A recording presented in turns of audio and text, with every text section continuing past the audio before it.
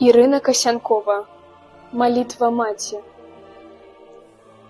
Гаравала матухна, не прыйшлі з вайны. Згінулі, не вернуцца родныя сыны.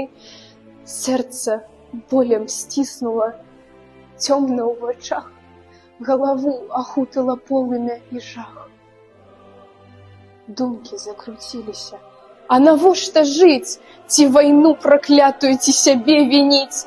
Што 4 хлопчыкаў у чужой зямлі, магілкі травамі, зеллем зараслі, маў поле дзе-небудзь беднай ляжаць. Каб магла б хоць дзетачак родных пахаваць.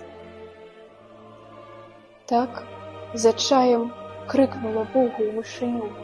Я замест крывіначак лягу ў зямлю. Змілуйся, мой Божачка, забяры мяне. Ні аднога хлопчыка смерць хай не кране. І любоў матуліна падняла сыноў. Все з вайны вярнуліся да сябе, дамоў. Ды насустрач матухна выйсці не змагла. За сыноў, за родненькіх у зямлю лягла. Кожны дзень у наша жыццё ўрываюцца розныя выпадковыя людзі.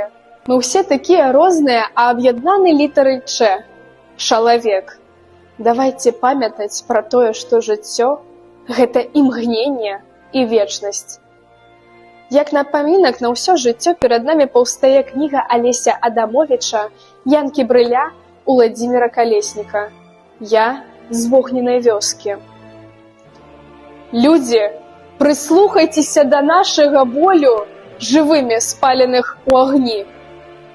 Мы былі падобныя да вас.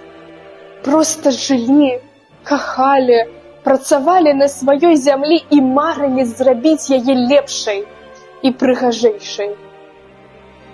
Той страшны дзень перакрэсліў усё. Нашы надзеі, мары, жыцці.